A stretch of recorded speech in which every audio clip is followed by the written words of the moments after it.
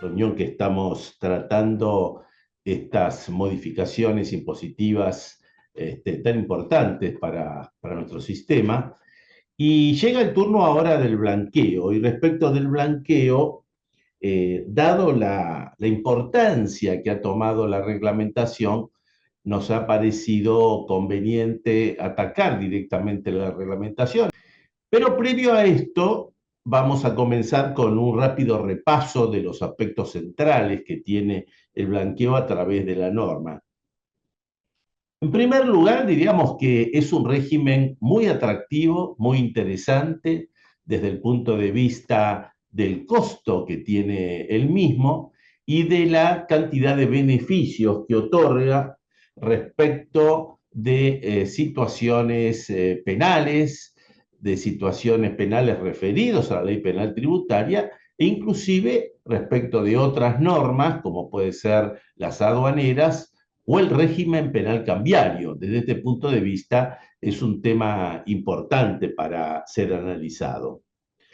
Siempre hablamos de la posición moratoria blanqueo, diríamos que en este caso, en este momento, y quizás si hacemos una comparación con el blanqueo anterior de Macri, no aparece tan claro la distinción entre moratoria y blanqueo, porque si bien el blanqueo se va a aplicar a los bienes ocultos que sean de propiedad del contribuyente y que estén en posesión a esa fecha clave que es 31 de diciembre del 2023, hay algunos supuestos que da la posibilidad de optar por uno u otro. Ejemplo, sería el caso de los bienes que se reciben por herencia y que no están declarados ni por el causante ni por quien ha recibido, y acá el contribuyente tendría la posibilidad de entrar por régimen de moratoria o de blanqueo.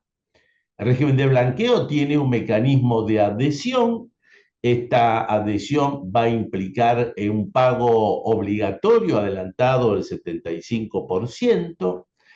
Esto va a estar referido a las etapas que tiene el blanqueo. El blanqueo tiene 3 etapas. La primera que llega hasta el 30 de septiembre.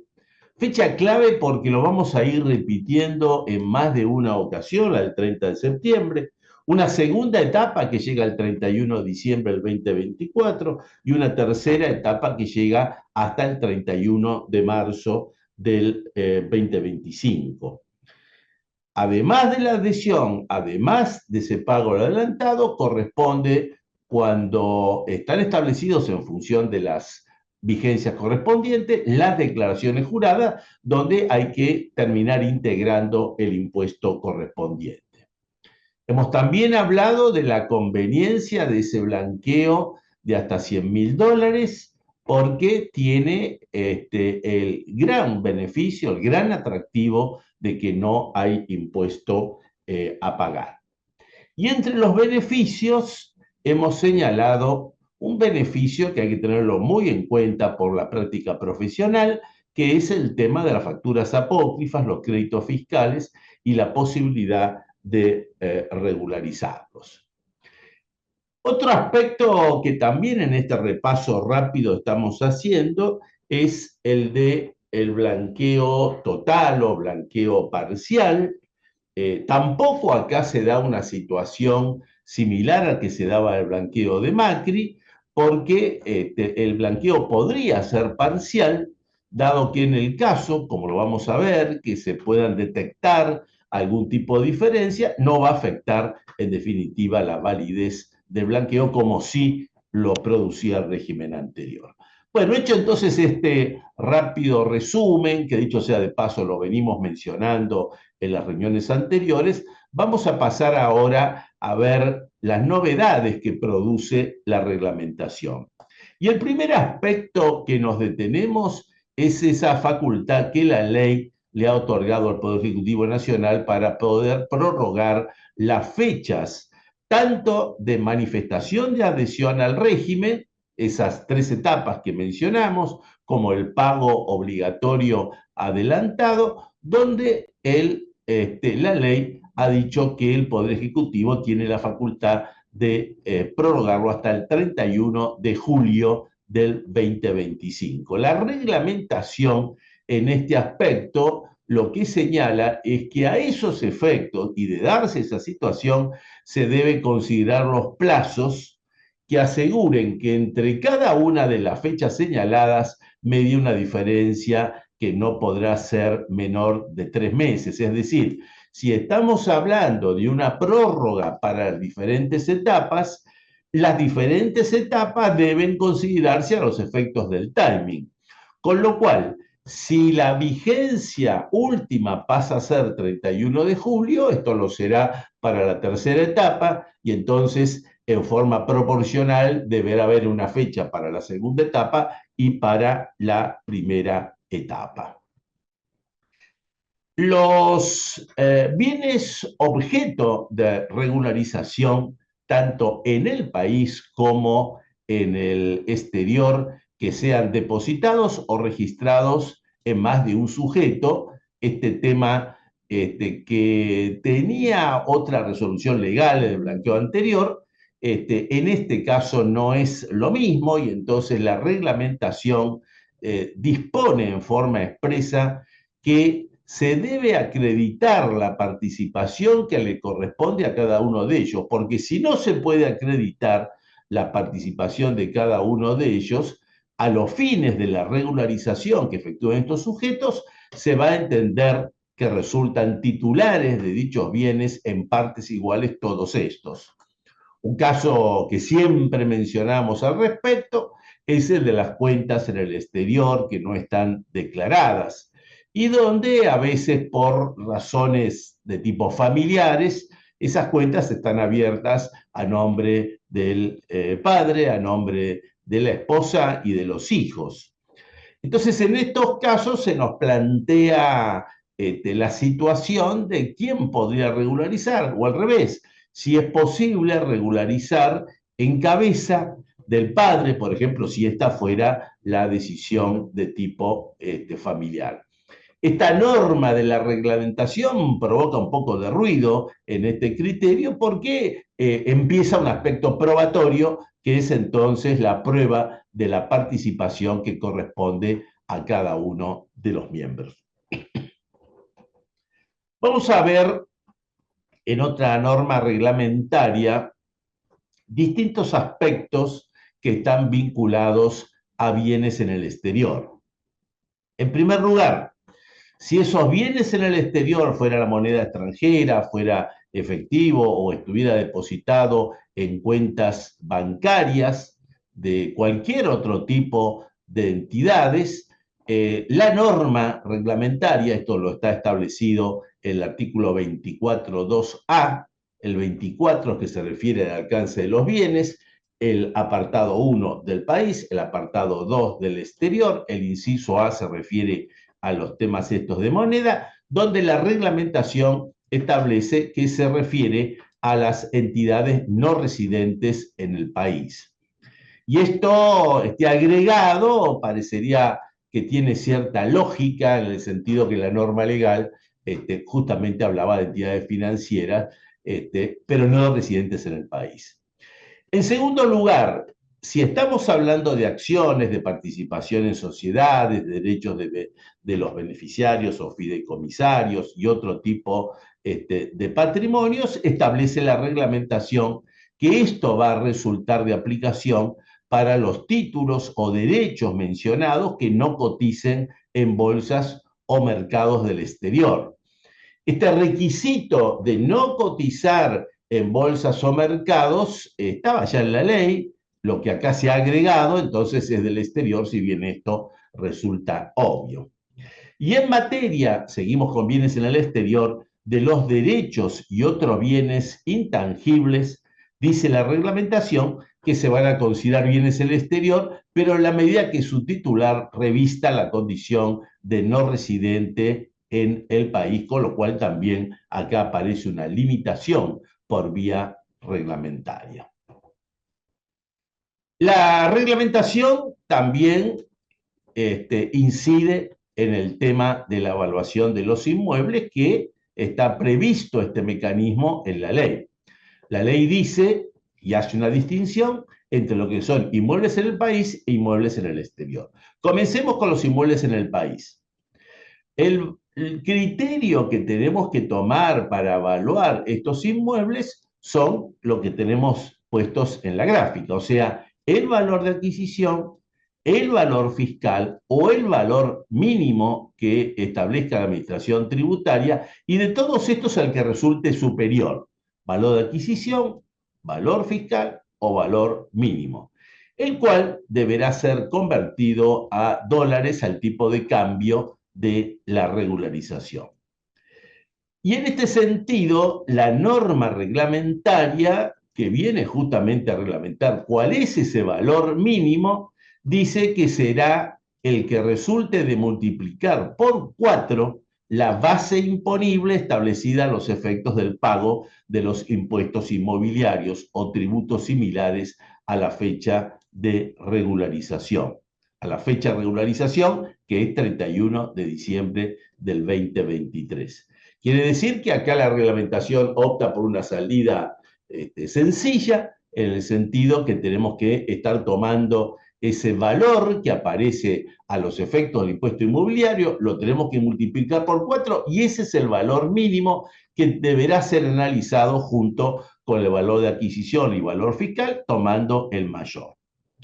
Pero previendo la reglamentación, que puede darse el caso en que el valor de mercado del bien sea inferior al valor mínimo y a los efectos de no tomar una evaluación incorrecta, dice la reglamentación que el contribuyente podrá demostrarlo acompañando la documentación pertinente con el importe que resulte de la evaluación que haga un corredor inmobiliario u otro profesional idóneo que esté habilitado al efecto, para lo cual debe acreditarse con la constancia que obviamente a esos efectos puedan dar este tipo de profesionales. Siendo así, y con esa prueba, entonces el contribuyente podrá considerar ese valor mínimo que será menor que el valor mínimo de acuerdo al valor establecido. En el caso de los inmuebles en el exterior, la reglamentación establece que el valor mínimo será el valor de mercado, es decir, acá toma una posición distinta al valor mínimo cuando los inmuebles son del país, y es el valor de mercado que deberá ser determinado también de conformidad con la información que podamos recibir de los profesionales idóneos en la materia. Otro aspecto que incide en la reglamentación, seguimos con las evaluaciones, son las evaluaciones de acciones, las cuotas, la participación de sociedades, ya sea en el país o en el exterior. Y aquí entonces establece la reglamentación que debe considerarse el valor proporcional atribuible a dichas participaciones según el último balance cerrado antes de la fecha de regularización, que es el 31 de diciembre del 2023.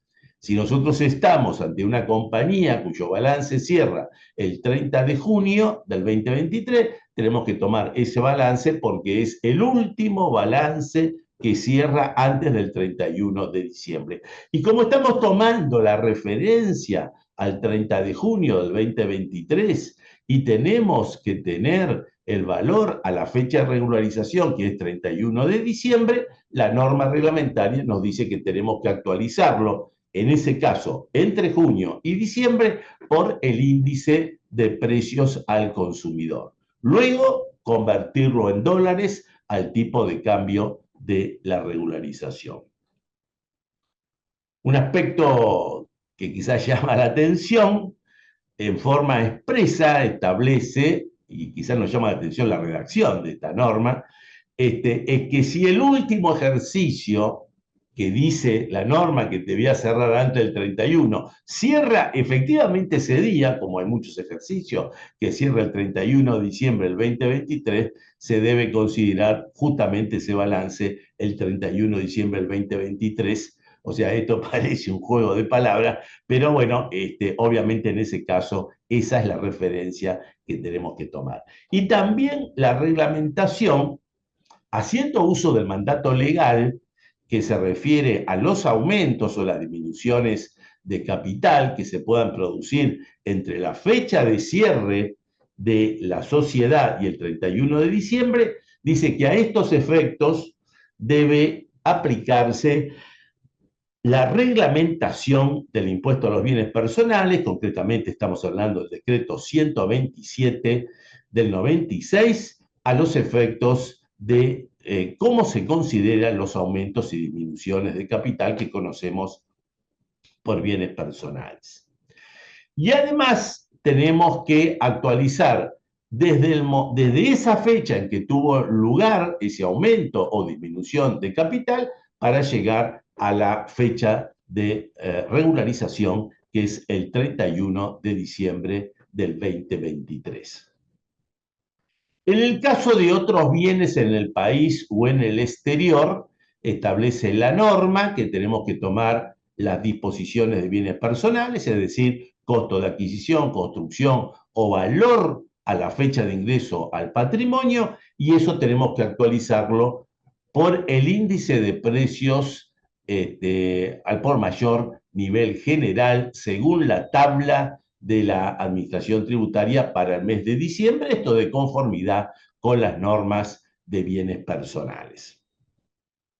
La reglamentación también se ocupa de un tema que ha tenido una modificación en el trámite parlamentario y que se refiere a las criptomonedas, criptoactivos y demás activos virtuales.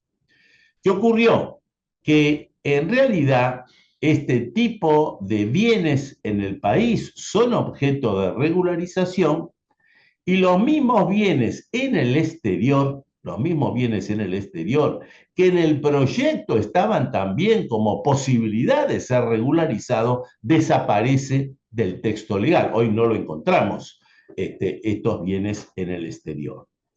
Y aquí entonces se suscitaba esa interpretación que en algún momento dijimos, que bueno, que a pesar de esto estaba la norma residual de otros bienes no contemplados en los anteriores, que daría la posibilidad de considerar que también las criptomonedas en el exterior también podían ser objeto de regularización.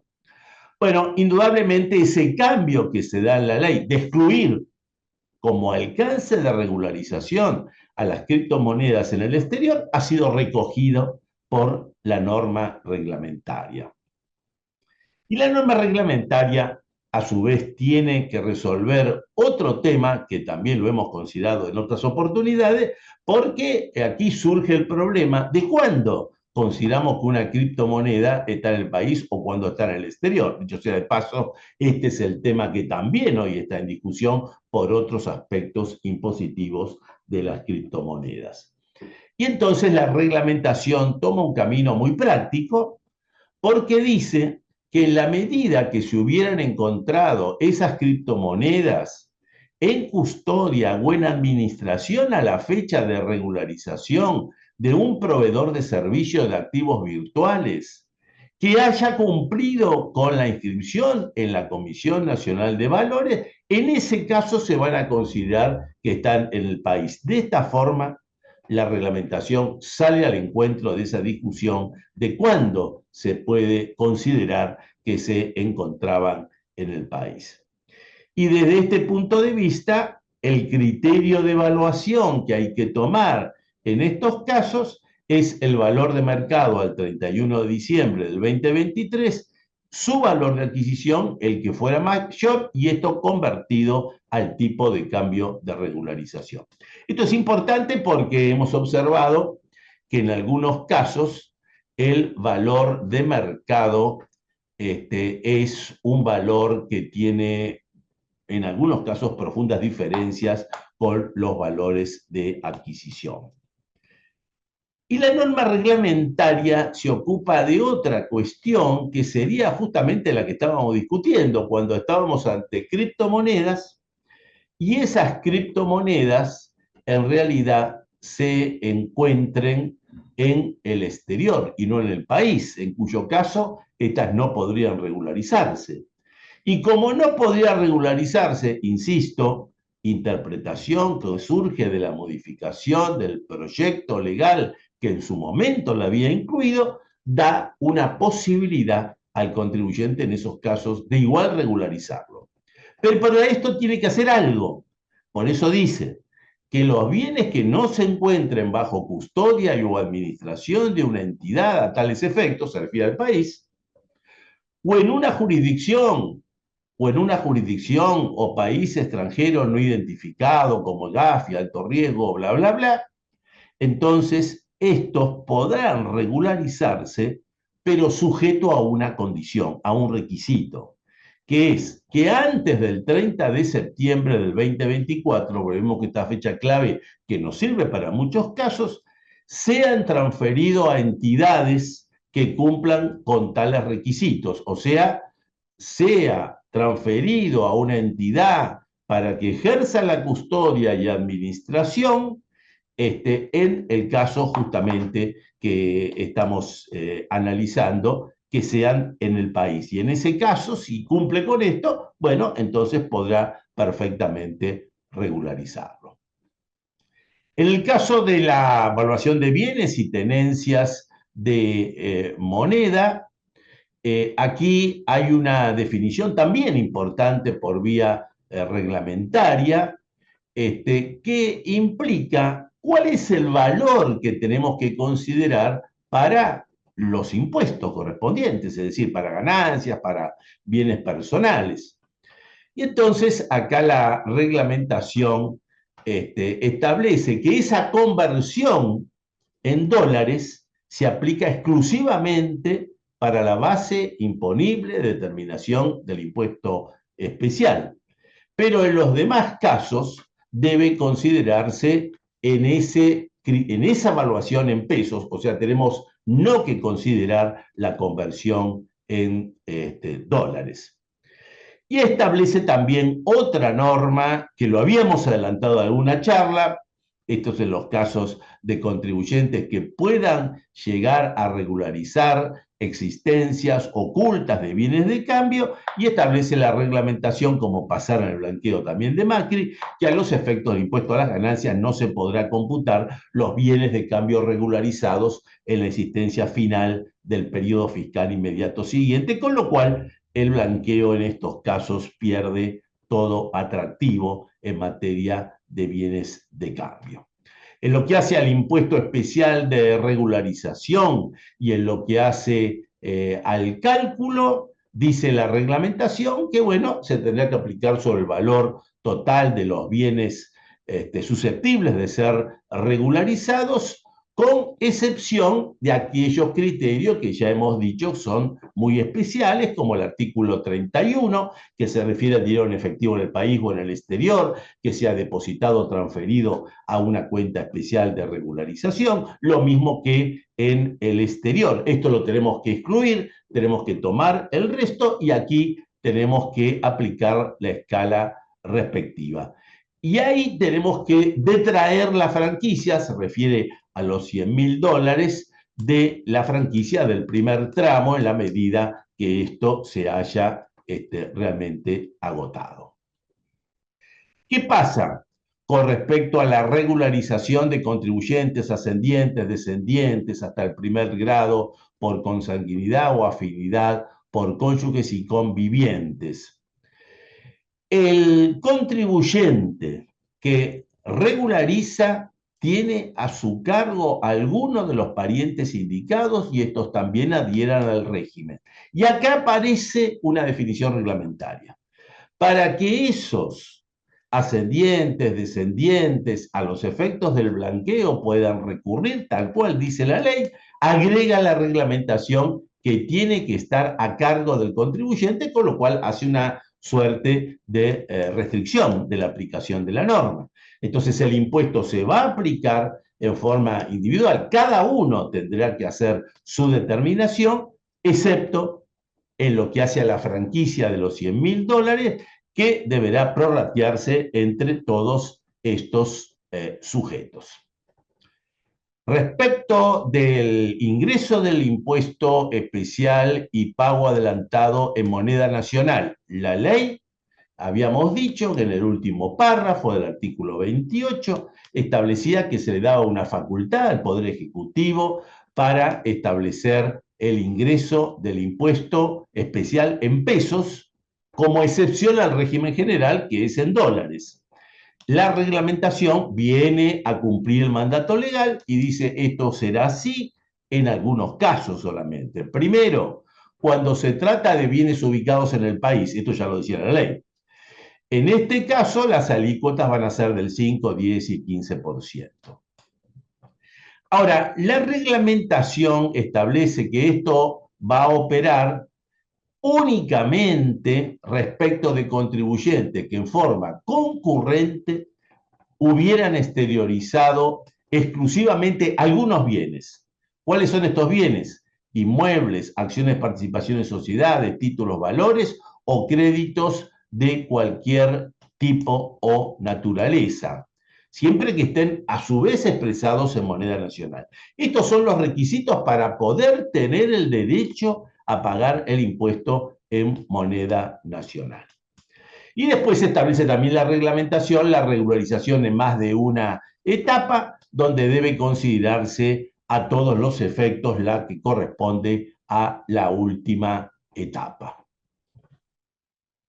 Bueno, continuando un poco con este tema del impuesto especial y del pago adelantado, también establece la norma, la forma en cómo, en definitiva, debe realizarse fundamentalmente cuando son distintas etapas las que están en juego.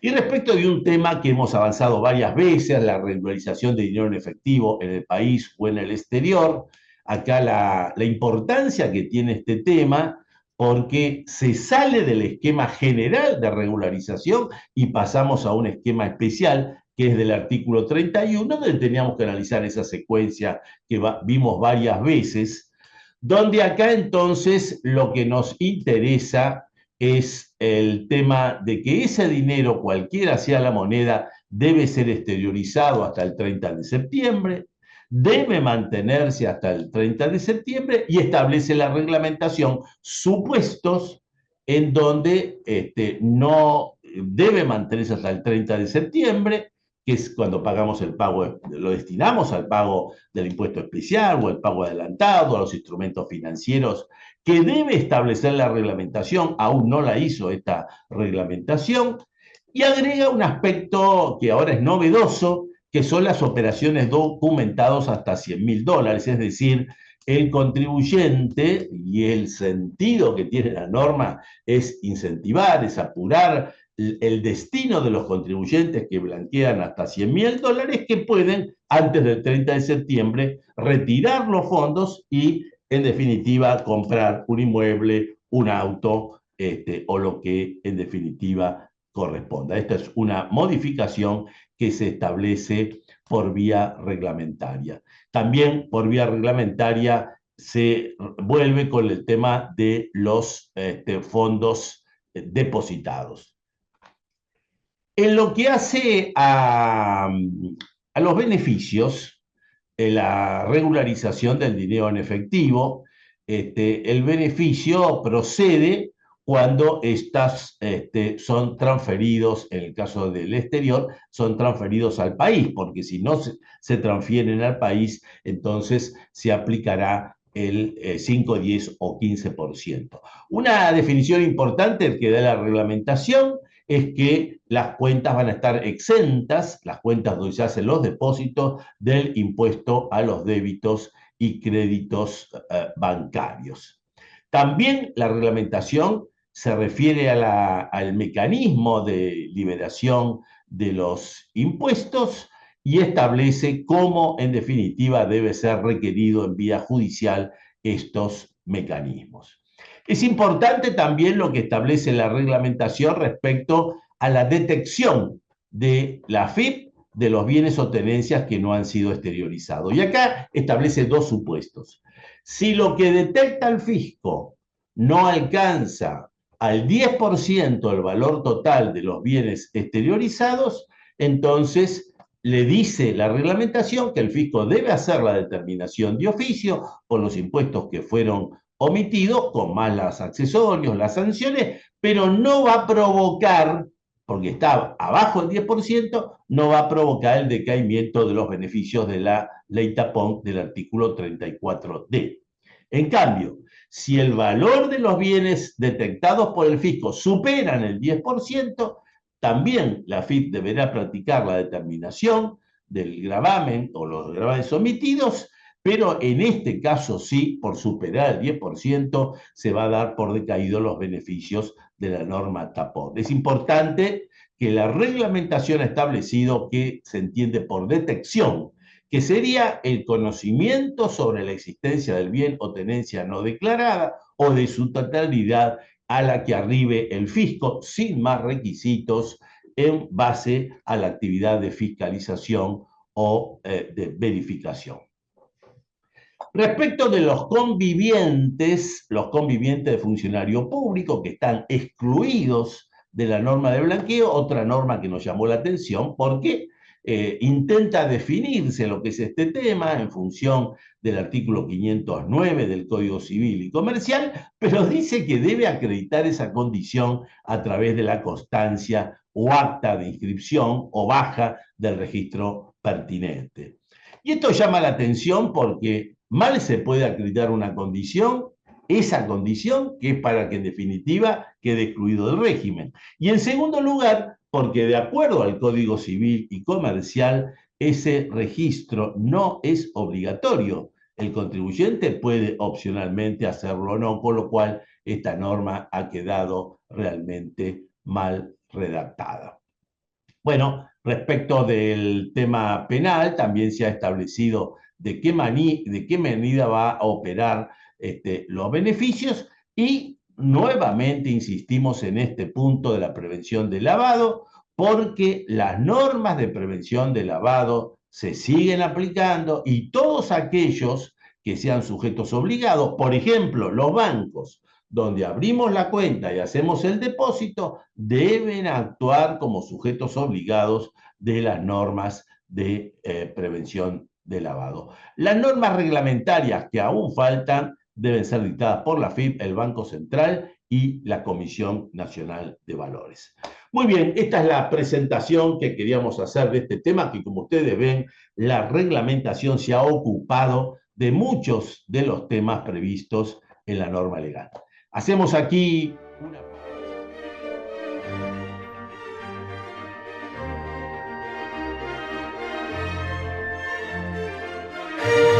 Pasamos a las últimas preguntas, que son las que están referidas al blanqueo. Respecto del blanqueo de los $100.000, hay dos preguntas. Hay una que dice cuál sería el impacto de acuerdo a la fecha de retiro de los fondos. Bueno, acá recuerden que habíamos dicho que ese depósito debía efectuarse en las cuentas especiales antes del 30 de septiembre y tenía que quedar hasta el 30 de septiembre del 2024. Por lo tanto, en el momento en que se retire estos fondos, que van a ser después del 30 de septiembre, no corresponde retención alguna porque el valor era 100.000. Pero también recuerden que hemos señalado en el comentario que la reglamentación introdujo un aspecto novedoso. Y ese aspecto novedoso es que ese contribuyente que está haciendo la regularización de $100.000, por ejemplo, la hace en el mes de agosto, podría en el mes de agosto retirar los fondos y comprar el inmueble, comprar el automóvil, teniendo, por supuesto, perfectamente documentado la operación, y en este caso no paga ningún tipo de impuesto, insisto, porque esta es una norma que apareció por vía reglamentaria, no previsto en la ley. Obviamente, el objetivo que tiene esta norma es la de incentivar este tipo de inversiones. También nos pregunta si esa fecha del 30 de septiembre del 24 es 24 o 25. No, es 24, 30 de septiembre del 24. Hay otra pregunta que se refiere a un contribuyente que tiene ingresos por alquileres en dólares, en realidad no lo declaró y sí en este supuesto podría regularizar por blanqueo, sí puede regularizar y queda liberado el impuesto omitido oportunamente. En materia de valuación de inmuebles, hay una consulta que dice si como consecuencia de la mecánica de la evaluación no se estaría tomando 16 veces el valor de la evaluación. Bueno, no. En realidad, lo que está estableciendo la norma para lo que es el impuesto mínimo es tomar el valor a los efectos de los impuestos que corresponden sobre esa propiedad y eso se multiplica por 4, no es por 4 y por 4. Entonces, una sola vez por 4, con lo cual esa alternativa no se da. Hay otra pregunta que nos dicen si un inmueble que está escriturado a nombre de terceros puede ser regularizado por el efectivo dueño, que es un tercero. Esto lo hemos comentado también en el desarrollo de la charla y habíamos dicho que este mecanismo de regularización, que era un mecanismo de excepción, desapareció del texto definitivo de la norma, estaba en algún momento en el proyecto, con lo cual en este caso no hay posibilidad de regularizar porque justamente el inmueble está declarado, entonces no es objeto del blanqueo. Nos preguntan qué ocurre un contribuyente que tiene que blanquear, que tiene que pagar el impuesto especial en dólares y no tiene dólares, ¿qué tiene que hacer? Bueno, si no tiene dólares, si no tiene cuenta especial en dólares, obviamente tendrá que tomar sus pesos, ir al contado con liqui, hacerse los dólares y con eso pagar el impuesto correspondiente. Nos preguntan también, en el caso de una persona humana, cuáles son las exclusiones para que en definitiva no pueda entrar en el blanqueo. Bueno, son varias. En primer lugar, no debe tratarse de un residente en el exterior. Solamente podrá regularizar si ese residente que está en el exterior en su momento fue residente en la Argentina. Pero si es residente del exterior, como consecuencia del trámite legislativo, también quedó excluido de la posibilidad de blanqueo. Tampoco pueden blanquear los funcionarios públicos, ni pueden blanquear los familiares, tal cual hemos mencionado en su momento. Tampoco pueden blanquear las personas que tengan sentencias por la ley penal tributaria o por el código aduanero en la medida que hayan sido condenados en segunda instancia, y tampoco van a poder regularizar aquellos que estén procesados por esa serie de delitos que habíamos comentado, que son delitos del Código Penal, o sea, no los tributarios, delitos comunes del Código Penal, también queda fuera de la posibilidad. En estos casos, si estamos ante una situación de un juicio en trámite, el contribuyente podría llegar a regularizarlo en forma condicional, porque si con posterioridad tiene el procesamiento, aunque no sea firme el procesamiento, queda directamente excluido del régimen. Y la última pregunta está referido a las criptomonedas, que también lo hemos desarrollado en la charla de hoy, y acá nos preguntan la situación de un contribuyente que tiene los depósitos, pero no lo tiene en custodia de un proveedor tal cual lo establecimos nosotros. Recuerden que en este caso la reglamentación tomó un atajo para llegar a probar la existencia de las criptomonedas. Y esa disposición establece que tienen que ser esos depósitos en cuentas de custodias o administración de proveedores que tengan la debida inscripción en la CNB, en cuyo caso se lo van a considerar como criptomonedas en el país. Lo dijimos porque las criptomonedas en el exterior, por la modificación que tuvo en la ley, no se puede regularizar.